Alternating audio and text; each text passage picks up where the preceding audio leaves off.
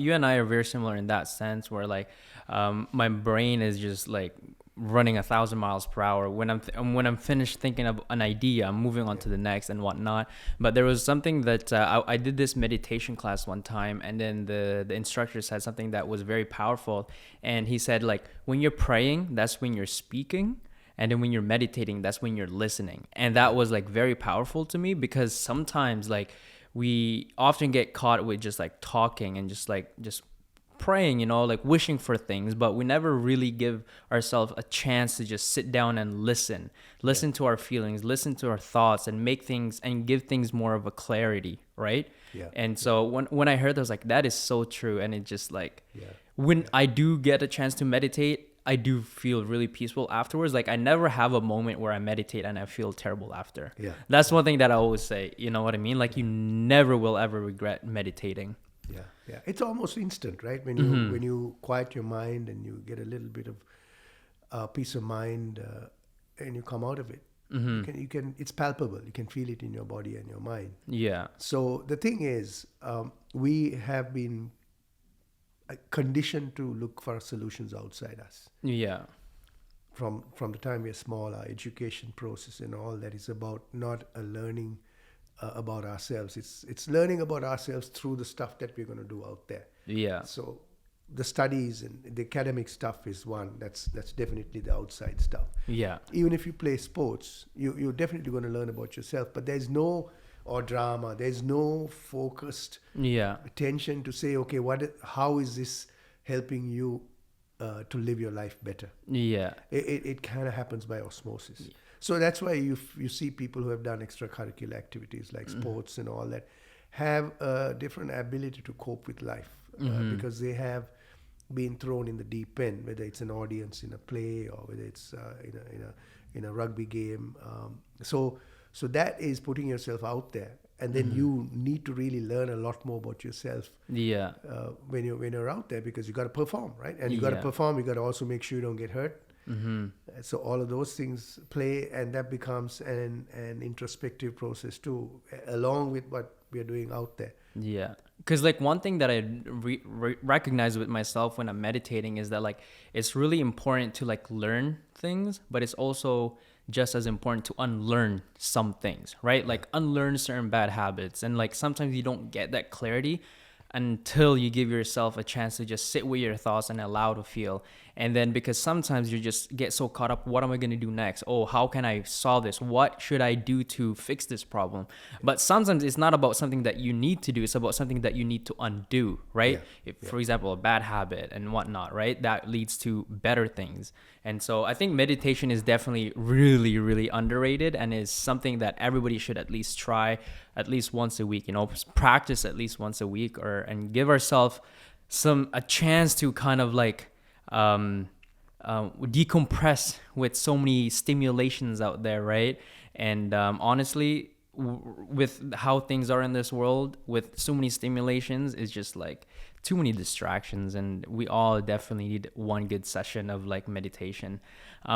But you talk about like Buddhism, right?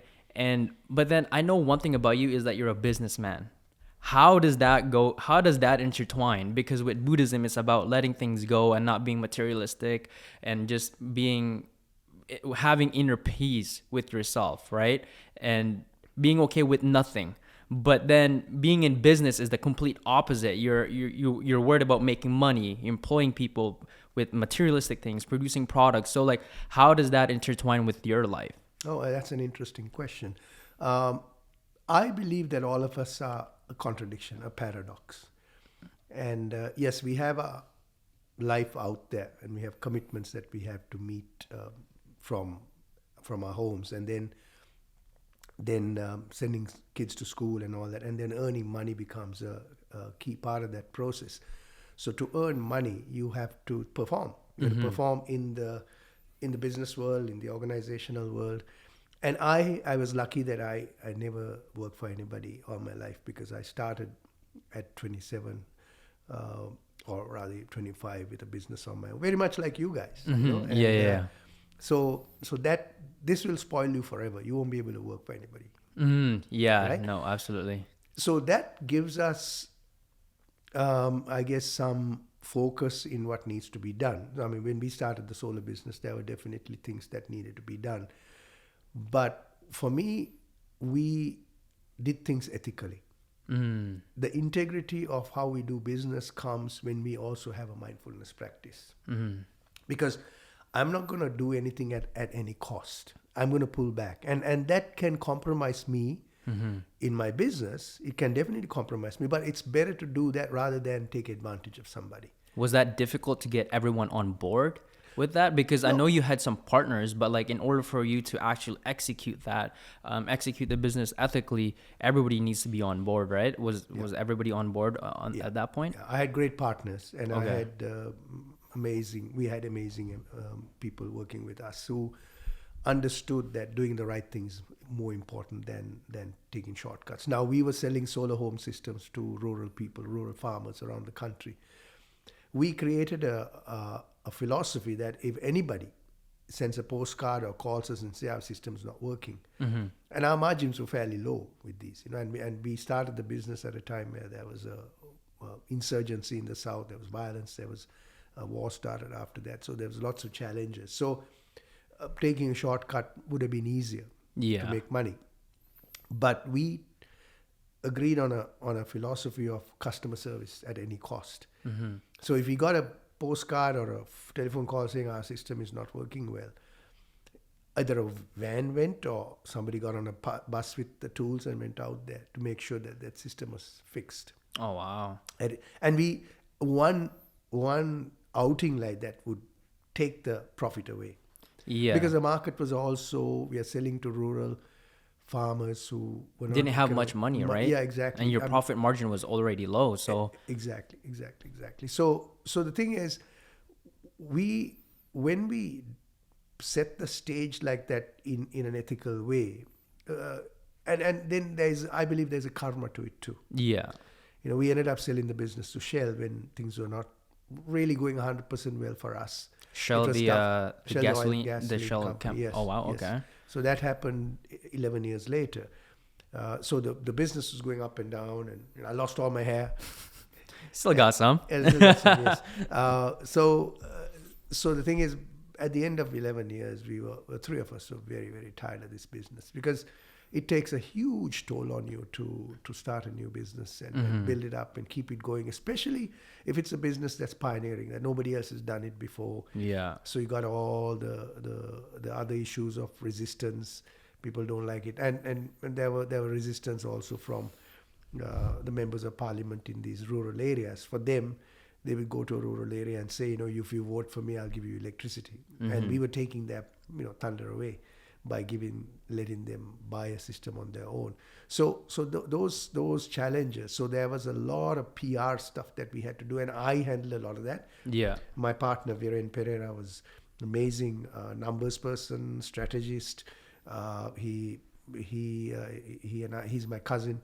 We had a great relationship. So I was the people person. I worked with the dealers, the agents, the clients. I handled the people issues most of the time. And other partners, Pradeep Jawad, he was very focused. If you give him something, he'll get it done.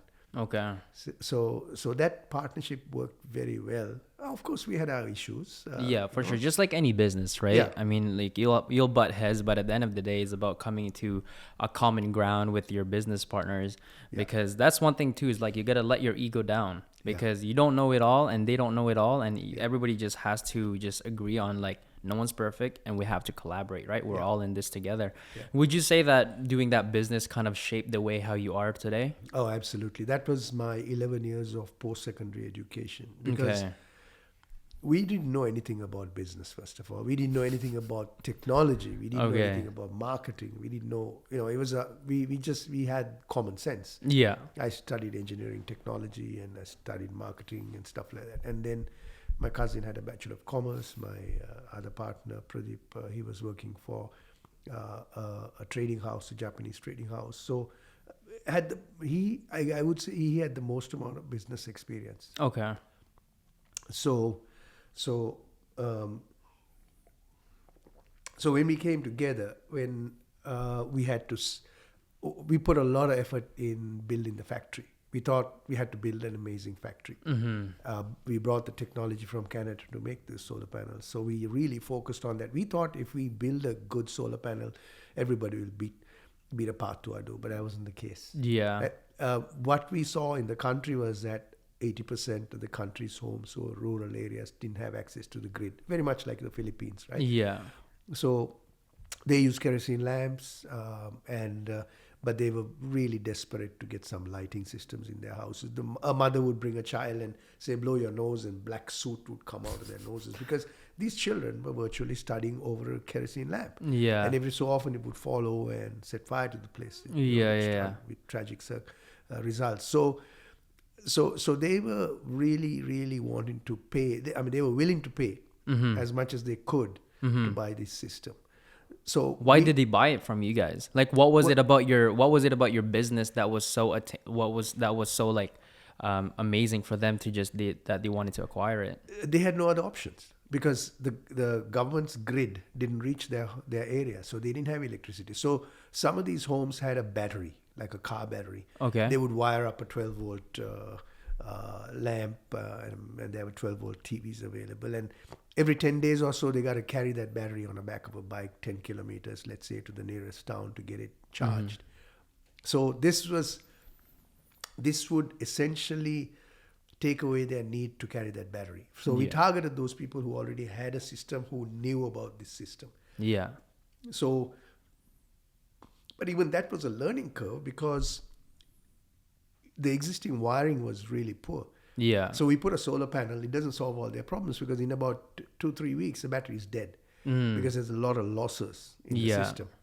So we learned like that. We learned on the go, and when we showed up when things went wrong, we didn't run away. Yeah, and that's really important too, right? Because like you guys didn't have any business background. It was about the willingness to pursue that and like make sure that it happened, and going through that like hardship of like figuring things out. Because I truly believe that a lot of people quit in business because like they come across a big obstacle that they don't know how to figure out, and they're not resilient enough to overcome that. Doing business back then to now, like what's your point of view of business now to back then? How has it changed in your perspective? Well, technology has really sped things up. Yeah. Right? Social media and all that. We had telephones basically. Right? Do you think it's easier to start a business now than it was back then? There's much more competition now, right? Okay. I mean, when we started that business, there was nobody else doing it anywhere in the world. So we were so you guys had the monopoly. Yeah, we were able to start something new. Now it's getting harder and harder to find something new to do because everybody's on the bandwagon, right? So, but just to go back for a moment, we also had wonderful mentors and advisors who were seasoned business people who taught us what management and leadership is all about. And that was a crucial lesson. So one of the persons, his name is Lalith Gunaratne, he was a chairman of a company called Haley's Group. It was I think started in the 1860s. It was a British company, a large group, maybe over 20,000 employees. So he spent time with us, mentoring us. So one of the things that he told us was, boys, you got to learn now when you're running this business. You're the leaders of this business. You got to lead rather than manage or micromanage this business. So those are great lessons. And he would say you got to lead 90% or 95%. And what do you mean by it? Because for me, like, it could get a bit confusing. What's the difference between leading and managing? Because managing, you're kind of in control, and somewhat when you're in control, you're somewhat the leader, right? But like, break me through, like, what's for you at least? How did you differentiate between leading and managing? I use a simple matrix. Managing is about everything that we can measure. Okay. Right, so you manage the budgets, you manage the outputs, you manage performance. You can put a number to most of the things that you managing the quality. Yeah. But we know for sure that that's not enough. Like you can be a great manager and get things done, but what kind of a leader are you? Right? So that's that differentiation. So what's leadership? Leadership has a whole set of qualities and skills. A quality of a great leader is you got to have empathy, you got to be respectful, be able to listen. So those are qualities of a great leader. Letting go, trying to micromanage things, trying to fix things, trusting the people who are in the front lines to get the job done. And part of the leadership function is also making sure that all the resources that is needed for each and every employee, every team member, is there for them to do their job. Making sure that that the money is there to pay salaries and all of those things, right? So so that's part of the that's part of the management function, but it is also a leadership function, because you got to really look ahead. Yeah. So as a leader, I got to be looking way ahead of myself, way ahead of the organization, to see trends. So there are some uncontrollable things that happen. One is politics. We have absolutely no control over politics. The other is the environment. We have absolutely no control over the weather. The other is economics. We have absolutely no control over the economics of the country. The other is technology. We have absolutely no control over technology. So these are the uncontrollable factors. But as leaders, if we're not in tune to watch all of that stuff that's going on in front of us, and they're called, and these are things that you can never predict. But the more experience you have, the more you understand how the world works, the more you understand how the politics work, economics work, more important it is for you as a business owner. So you cannot ignore these things as a business owner, because all of those things that are beyond us, beyond our control, will impact my business. Yeah. Right? If there's a social issue on the ground, that's going to impact my business. So how can I be aware of it? How can I even predict what might happen in the future? So, for instance, making sure and understanding the interest rates, because you have taken loans for the company now. Are the interest rates variable, and are they going to go up at some point? Yeah. Right? And you can get blindsided with that if you're not aware of it. So how do you keep track of those things too? So those are all leadership functions that one has to do. And the other thing is, an important a leadership function is to create what I call an appreciative culture in the organization, right? Making sure that you create a safe space for people to work. Psychological safety is extremely important for people to, when they show up at work, they can bring an idea to you and you're not going to laugh at them. Or they can even be a whistleblower, right? Because in any organization, there's a bell curve, right? There's a good people there, and there's a few people who are not pulling their weight, you know? And there's a few who are really high performing people. Yeah. Right. So, and if somebody is doing something wrong, we'd like to know.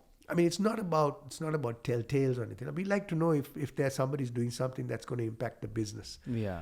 So how do I then protect that person who has given me that news? How do I work with that person? How do I take action to then have an inquiry and look at what? So it's the whole thing of psychological safety is about creating that safe space for people to come and even criticize you. Yeah. Even tell you you're taking the wrong path. Yeah. And that's the most important thing. Now, I remember when we first started the factory, on the second day, everybody was there. We welcomed everybody, and they were now already trained, because we had an amazing factory manager and engineer, systems thinker called Ajit Shanmugam. He had already done the preliminary work to train these people to make a good solar panel, right? So all that, now we officially opened the business. So we told them, now they've been sitting at their desk for maybe 4 weeks and working, and so they knew now what could improve. So when we sat and asked them, nobody spoke. We said, is there anything that we can do to improve? Was it because they were scared of you guys? Because there's sometimes like a level of disconnect between you and the boss, and sometimes I have felt that too before. With my boss, I feel like I don't have this relationship with my boss where I can openly communicate with them, because I either feel like I'll either get judged or just be looked at differently, or even worse, feel like what my thoughts are irrelevant, and that's the worst feeling ever. And I guess you'll continue with this, but I guess it's just about having that open relationship with your employees so that they can come forward and feel welcomed, right? In every shape or form, whether that's ideas or them just being welcome and feeling like they are a part of it, like they're contributing. Because the worst thing ever is for someone to feel like they're just an order taker. Yeah. They want to be a part of whatever it is that they're a part of, right? And that goes beyond just doing what they're told, but it goes further, but it actually goes towards like contributing ideas and getting those ideas accepted and whatnot, right? Yeah. And getting feedback. Yeah. And so. Yeah. Well, I mean, you said it beautifully. And in Sri Lanka, the culture is more hierarchical, right? So they didn't feel comfortable because it's a stratified society.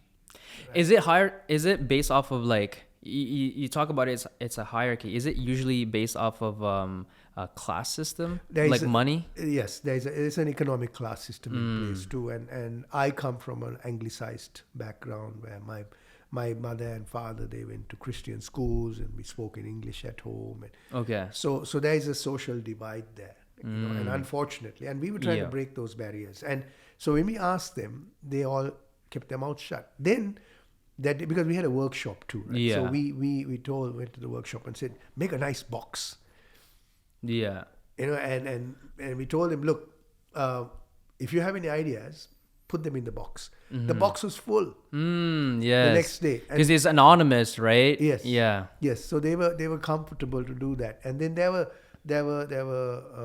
ideas like, I mean, many of the, because we hired people from a vocational school of differently abled people. So they had various disabilities, you know. But they were superb. They were dedicated. Yeah, absolutely. So one of the things that they said was, my back is hurting because the bench, because the seat is too high as I'm soldering the cells. Simple thing, right? I mean, why suffer? Why can't you? You know, but that was the point, you know. So we said, look, we have the workshop in the back. Take all your chairs, find the comfortable position, get them to cut the chairs, cut the legs, and put your name also on the chair. See, that's a great leader, because like a lot of the times people feel like they're in a vulnerable position, right? Like they're in a vulnerable state going up to their boss, because like that job for them was probably so important that they didn't want to say anything or do anything that could jeopardize that job. And so it was a nice touch that you actually did that anonymously. That's amazing. And after that, they got the confidence to come and tell it to our face. Yeah, exactly. You know, look, this is not working. How shall we change this? And it was constantly that, because I mean, we started marketing this. We had no idea, and we had an amazing creative genius called Nimal Laksapati Arachi, who was a young guy who had grade 10 education, but he was a very creative guy. He had these most amazing ideas of how to popularize, and our brand name was Suntek, using folklore. Using what, sorry? Folklore, poetry, cultural stuff that the rural people will align to. Yeah. So we got in on on the radios. There were these comedy shows, and so we got ourselves embedded into those and popularized the name. And in fact, when Shell came to buy the company, they were not willing to pay for our brand, Suntek. We challenged them. We said, look, they said no. I mean, Shell is global brand. There's no issue. We challenged them, and they actually did a market evaluation, and they found that our brand, Suntek, was 93% recognition versus theirs was 66 or something. Really? Over Shell? So they gave was it recognition from that area or like globally? No. In Sri Lanka. In Sri Lanka. Okay. I was going to say, that's crazy.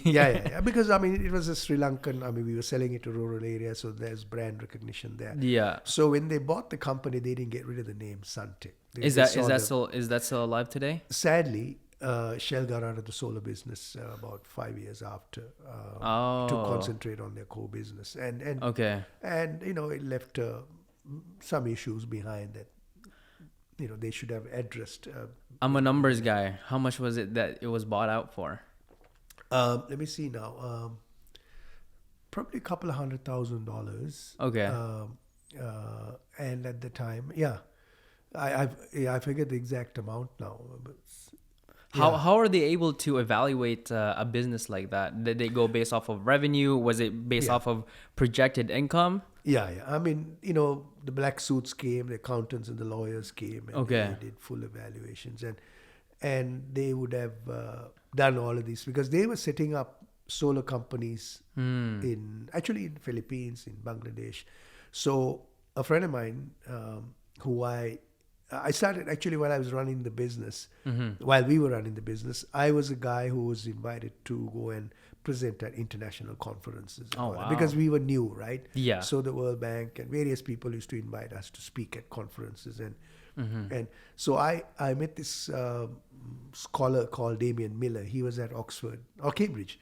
He was at Cambridge doing a PhD on solar, Okay. and he was this young enthusiastic guy, and he used to give me a whole series of questions and about how we were building the business, and he was using it for his PhD thesis. So I used to tell Damien, hey man, one day you're going to owe me, right? Yeah. But I love doing it because it allowed me to reflect and capture and write answers to these questions. So it was a great process. So he was a guy who was hired by Shell to start the solar business. Oh, When he finished really? the PhD. Wow. Yes. Okay. And because was Shell already in the solar business before they bought you out, or they bought you and then they started? No. They started the solar business, I think, let me see, to maybe 1997 or something. Okay. Yeah, and then they hired him. Okay. And then they bought you guys out. And their process was they were not buying any companies out because they didn't want to buy existing companies, because usually many of the existing companies have skeletons in their closets, right? Yeah. It could be debts and Yeah, and that's the thing too. Like we were actually talking to someone today, and one of his business was bought out, but then after a few years, the company that bought out the business, they fully ran it to the ground. Right. It's because they didn't have the proper structure, they didn't have the right vision to it, right? Right. And sometimes a lot of these companies, they just buy companies because they can, or like they feel like it's a threat or it's a good opportunity, but they don't understand the culture behind it or the vision of that company, and that's why a lot of these businesses die. I mean, when you were bought out, what did you do after that? Did you stay? Stay in business? My other partner Pradeep was hired to be the managing director, and he's well suited to work in a hierarchical culture, right? Yeah. But I couldn't have survived working for somebody else. What did you do then? I started doing consulting work in renewable energy, rural energy. I started getting involved in economic development, poverty alleviation. So I ended up working with various agencies. So it could be European Union, the World Bank, UN. Yeah. They used to hire me to study markets in certain countries, work with energy policies to enable renewable energy to be incorporated into their energy mix, because a lot of them had very archaic policies where decentralized energy technology was not allowed to be brought into the system. So you were traveling around. We're traveling a lot. How was your personal life with that? Well, it was a time where the kids were small and Okay. and So you already had a family then? we had a family, yes. Okay. And it was tough. Okay. There were some months I was away for 20 days. Oh, wow. I'd And come- back then, communication was very tough, right? There was no texting, no FaceTime. Okay. Yeah. So I would show up at home in the morning, early morning, and then in the night I would come, say, from Vietnam in the morning and fly off to Uganda or something in the evening. Oh, wow. So it was tough. And another thing that happened over the years, I mean, I really enjoyed the consulting work, getting out there, and it was rewarding work. The only thing is, after a while, some of these aid agencies and all that would hire you to do the same thing. What do you mean? What do you mean by that? Like two agents? So I would do a market assessment or some sort of an assessment, and then they would send me. So then UN or somebody else would hire me, because they were not speaking to each other, hire me to do a similar thing.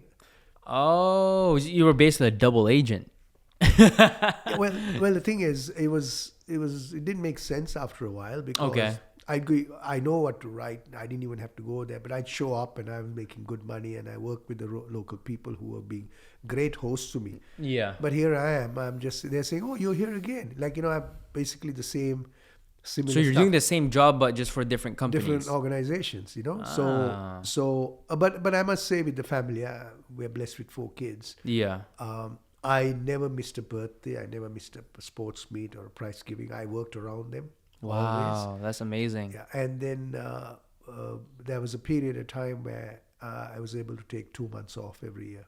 That's beautiful. Yeah. And Did your priority change Yeah, right? When you have those kids. Yeah, Because I because- hear that a lot. Apparently, like, once you have your first kid or second kid, like your priority shift just changes so rapidly. Yeah. But the thing is, there's a lot of tension there because you got to, once you commit to a project, you got to do what you need to do. But I was able to manage to tell my clients that, look, I cannot go on this date and get them to agree to change the date because it's a prize giving of a kid or whatever, right? A sports Yeah. meet or a birthday or whatever.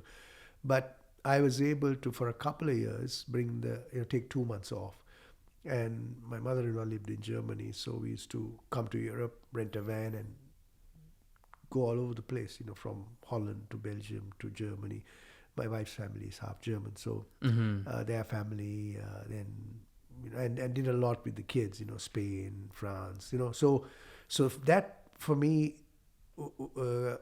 is very, very important, even though I lost a lot of money and I had to go back. And so I was not being financially strategic doing that. Right? But for me, what I have gained in the relationship I have with our children, Yeah. it's just You can't put a price to it, No right? way, no way, yeah, no way. because So, like yeah. the one thing I always say to people is that like money you can always get back, and this is something my dad always tell me too, is that like money you can always get back, family and experience and time you can never get back. Yeah. Because once you spend time, you can never get it back, right? Yeah. Or once that has passed by, you can never get it back, and that's the most valuable currency we all have as humans, right? Because once that's taken away, you can never get it back. Anything else, any materialistic things, even a job, right? Even a career, you can get that back or even upgrade. But in terms of time and your family, you can never get that back. So it's really nice to hear from someone who actually has been through all those things and prioritized the right things.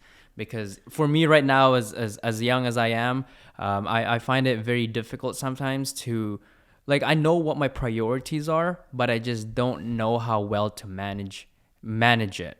Right? Because sometimes, for example, like my parents are here, they've been here for two months now, two months and a bit, and they're going back to the Philippines in 3 weeks.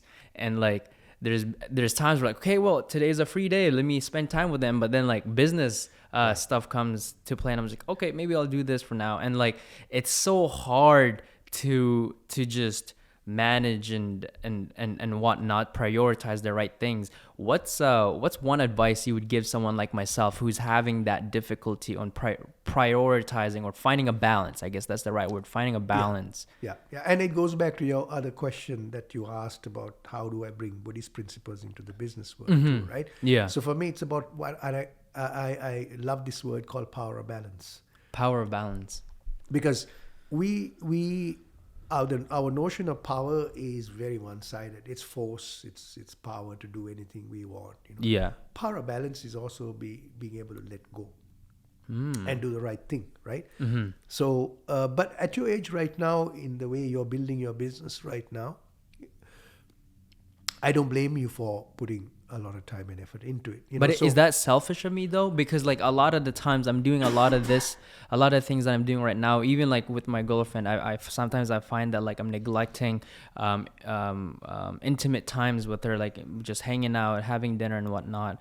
And it's taking a toll on the relationship. But at the same time, it's like I'm doing all of this for the future, right? Yeah. But like at the same time, you can never get back time. So then I'm in this constant loop of like, am I being selfish? Am I doing the right things? Because I know I'm doing the right things now, and our future self will thank me for doing the things that I'm doing now. But at the same time, I'm like, I could be losing the things that I'm working towards for, right?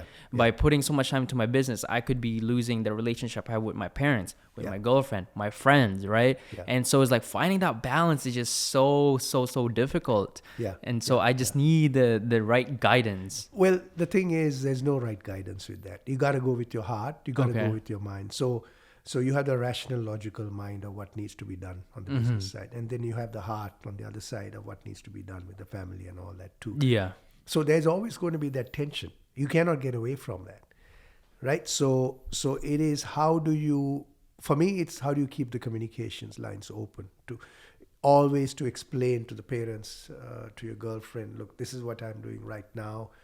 And having that conversation, right? Yeah. But then it's difficult when they don't understand it, because then like entrepreneurship is such a different thing that nobody really understands unless you're in it, right? Yeah. Because the concept of like, oh, I'm doing work is like, it doesn't make sense sometimes for them. I find, like, for example, if like I'm working a 9 to 5 job, I tell them, yeah, I'm at work.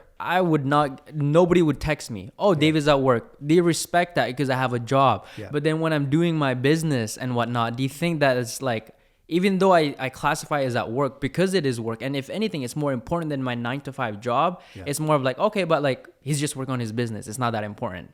Or at least like they think, I'm not saying that they don't think it's important, but it's more about like, it's not a job type thing, right? I guess it's just ingrained in people's head, but... Yeah, and I guess for them, they think that you are the boss of your own time. Yes, so and that's the why- beautiful part of entrepreneurship, right? Yeah, exactly. But at the same time, I mean, when you make a commitment to a client, you got to do that. You Correct. cannot walk away from that. I mean, that's the foundation of the business. So I think there's this tension will always be there. Like when we started the solar business, I wasn't married, so I had the freedom. I used to get in a car and I used to go to the rural areas. I used to be just roaming around 4 or 5 days from agents to dealers to hanging out. I made friends of Buddhist priests and Catholic priests because they had lovely accommodation. In different parts, I used to go and hang out with them and have great conversations. But as soon as I got married, that tension came up because now I started taking my wife Samantha on these trips, but there are things that, okay, you know what, I don't want to just hang around with you, this is boring me, so that also wears off. Then when the first child comes, then the added pressure comes in. So I had to really adjust my life from working in the field, but at the same time, as the business grew, as a leader, as a manager, as a leader, I was able to delegate a lot of these responsibilities and work with these people to get them to continue on the work. And I still go out there and support them, but I wasn't out there as much as I would have liked to have. So that give and take is always there. And then, of course, after selling the business, when I was traveling all over the place, Samantha understood that I had to earn money. That was one thing. But at the same time, I was also making sure that I was there for significant events. Yeah. So if I missed birthdays and if I didn't care about this, so she knew that I was trying hard to do those things. Yeah. So that was appreciated. You were doing your part as a partner to provide as a father, right? You're providing and also being there and on the important occasions. Yes. Yeah. Yes. No, so sure. that's a part of that power of balance, Yeah, power of balance. How long did it take you to find that balance? Or is it more of like a learning thing? Is like you never really learn it, it just happens. Yeah. Is it one of those things that it just happens? Oh wow, I've actually been doing this. Yeah. Okay. It's like the mathematical term of asymptote you'll never find. You'll never find the perfect balance. You'll always, like life is always a negotiation. Life is imperfect and uncertain. Yeah. And impermanent, and the result is that you will never be able to do, there's no black and white. Understanding that is extremely important to then deal with these situations, because it's never black and white. So even when a loved one is holding you accountable, if you go into a place of resentment or anger as a result of them bugging you and all that too, that's not a good thing. So how do you got to work that emotion out on your own and see, okay, you know what, I'm getting frustrated with this, but I'm not going to act out on it. How am I going to internalize and deal with it internally? And how can I now change the tack and say something totally outside that by saying, look, I'm looking at you as my life partner for the next 50 years. Yeah. Now you say something like that. Only 50 years? What's going to happen after 51? You're leaving me? No, that's definitely so true. And I think it's about being not so reactive, right? Yeah. Because that's one thing that I outgrew, that I'm really happy that I outgrew out of, is that back then is that like not having emotional control. You tend to be so reactive. You just take on for what it is in the moment without actually looking at it from a different perspective, right? Or looking at, like, one thing that my girlfriend always tells me is like, look at it at my point of view. Because sometimes we get so caught up with just like looking at things at our point of view, because sometimes it makes sense on our point of view, but then what you don't realize is that their point of view also makes sense. Now it's Yeah. just about coming to a common ground of where you guys can meet in the middle, right? And also sometimes it's just accepting that you'll never win in an argument. I call it a dance of Shiva.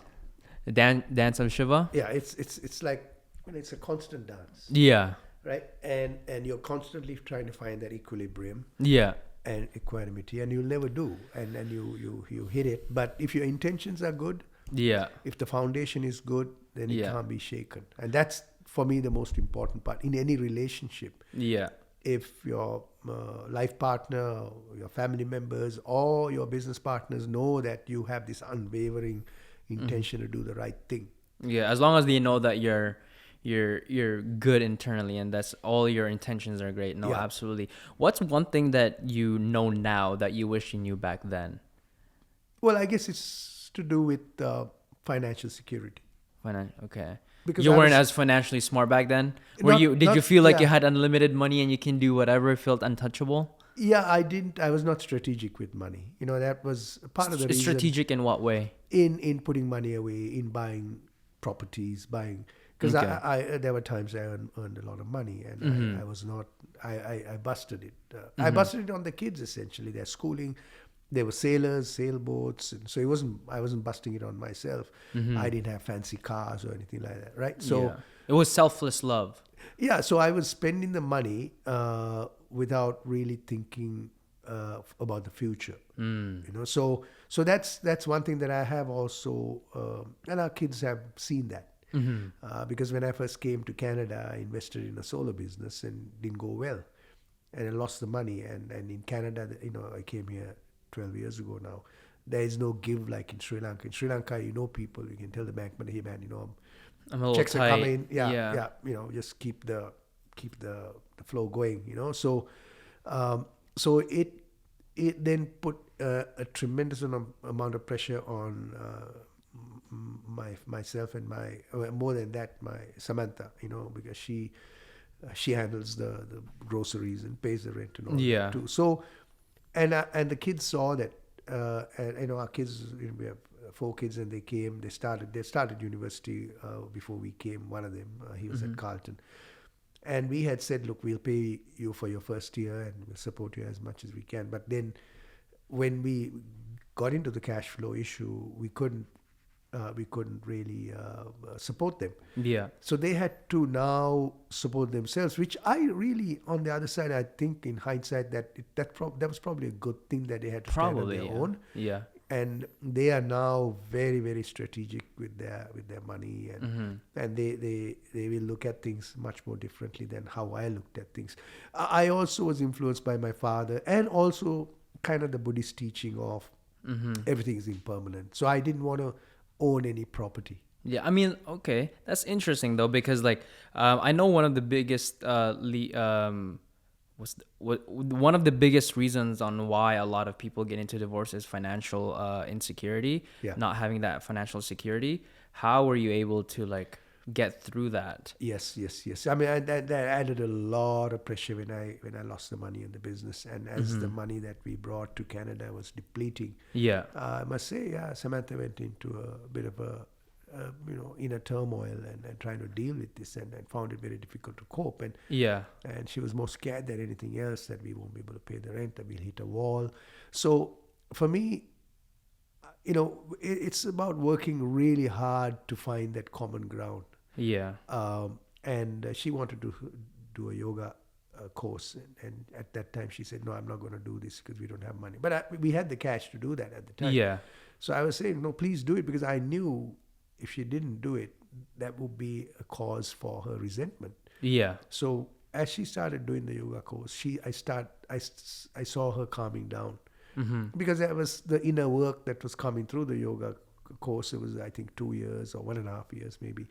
And there was community for her. She made friends on her own, so it wasn't, but having said that, it wasn't all rosy. She'd go into a place of fear, and I was very cavalier about it. I said, don't worry, the universe will provide. And Yeah. and that really angered her. Do you think that's a flaw, that characteristic is a big flaw? Because I'm like that too. I'm very optimistic. I always feel like I take on bigger challenges in the moment, because sometimes I always tell myself my future self will be able to handle all the bad things. For example, if like I commit to if I commit to something financially, right? I'm just like, okay, like it's a little tight now, but I know in like 6 months it wouldn't be a problem because I'll be good in 6 months. And sometimes like that confidence and that being so, that optimism kind of backfires sometimes. And like, do you think that's more of a problem that I have within myself, or do you think it's more about something that I should just kind of like think through a bit more? I would say we have to think about what we call radical uncertainties, and they're called wicked problems. Yeah. Because if you invest in something, you will have a certain premise to invest in that, and that premise may be, okay, this opportunity is going to give you so much a return 6 months later or 1 year later, but you have no idea what's going to happen to the economy, the environment, the weather. There could be a tornado, there could be a earthquake. Like we have no idea, right? Yeah. So you need to be aware of those things that you have absolutely no control over. So as you invest in that, if you think about what's the worst thing that can happen, and if you, like, say if you invested $10,000 and you say, okay, look, I'm willing to lose this, and if you can afford to lose it, then that's fine. Then but if you're putting that money in and then thinking, okay, you know what, I don't want to lose this money, then there's a problem. Yeah, because that was the thing too, is that like I'm a big believer in only investing in money that you're willing to lose. Yeah. But then when it came to the business, is that I believed in myself so much. I believe in myself and Mason and like just the business overall, that like I was spending money or like putting money that I wasn't willing to lose, that I couldn't lose, right? But then like in the moment it felt right, but then sometimes when the business wasn't doing well, I'm just like feels so shaky. I'm just like feels so unsure. I'm just like, man, like was that like, it's an internal like dialogue that I have that is like either like, oh, you're so stupid, but like, oh, you're so brave. This is what you need. This is what entrepreneurship means. It's all about taking the risk. But then sometimes I'm just like, that's so stupid, and just like I just can't find the right balance, and I don't know where to lean on to. Well, the thing is, David, you will never find the right balance, right? I mean, what you have created here in this studio is tremendous. It's standing out. You know when you do something with a certain level of quality and commitment to service, and then building relationships. That's a foundation for a great business. So you have invested in the right things in all of this, and you can build it from there. And you got a lot of supporters like young Jason King and all that too. I mean, rather Jordan King. Oops. Shout out to Jordan. Shout out to Jordan. Yes. Yeah. So when you have community like that who care about you, who care about the business, and you have a great relationship with Mason, I can see that. And that's fundamental, right? No matter what happens. Because as you know, businesses are made or broken with partnerships.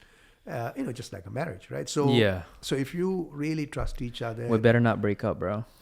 Yeah. But yeah, no, for sure, it's all about the relationship, and like more than the relationship, I think the biggest thing to keep a healthy relationship is just respect. Having respect with your partner, whether that's a relationship or like a business partner, is really big, right? Because respect goes a long way. Respect is a universal language that everybody understands. And no, absolutely. And like, I mean, sometimes starting a business, and I'm sure you know this, like when you go through like uncertain moments in the business, you feel like, oh, am I doing the right thing and whatnot? Maybe I should have found a different path and whatnot. Have you ever had that moment with yourself when you're like, because you've mentioned you've never been employed by anybody. Have you ever had a moment where you were telling yourself, maybe I should have just not taken this path? Maybe I should have just taken the normal 9-to-5 path? No. See, I knew from a very young age that I'm a free spirit. And, so that was, for me, something that I always knew. I was always trying to find ways of going off on my own. Yeah. Even as a kid, I was just marching to my own tune kind of thing. Awesome. So when we my cousin and I, when we graduated from, I was in Seneca College and he graduated from U of T in 1983, we decided that at least we want to see the world, because I was seeing so many people who did the 9 to 5. Mm-hmm. They would invite you, and these are older people who had families and all that, and some of them were Sri Lankans, so before we go out to a nightclub, we'd end up in their homes and eat the food and tank up with the booze and go out, right? So Friday, Saturday we were welcome. Sunday we were not welcome. Yeah. Because they said, don't come on Sunday because we got to get ready for work. Yeah, come to terms with going. So I'm thinking, oh, wow, these guys go crazy on a Friday and a Saturday, and then for the rest of the week, they're like zombies. So yeah, I'm not denigrating that. I mean, it's good for a lot of people. Yeah. Just that it wasn't for me and my cousin also, right? So I... when it came now in 1978, the Indy pace car was a Chevy Corvette, Indy 500. The car race, Indianapolis 500 car race. It's a big sports car racing championship in the States. So they have a pace car which leads the race, and then they make 1,000 of these cars for North America. Yeah. So 1978, it was a Corvette. Mm-hmm. And then I when I was reading, because I was into cars, and I found out that if you were lucky enough to order one, you pay $10,000. The moment you bring it out, it doubled in its value. Oh wow! It went up to 20. So I told my cousin that he is more the business-minded person too. I said, hey man, look, let's see what the pace car is next year. And it was a Mustang.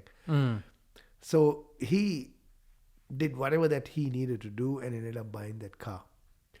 And then we had this crazy idea that let's take this car across Europe into Australia.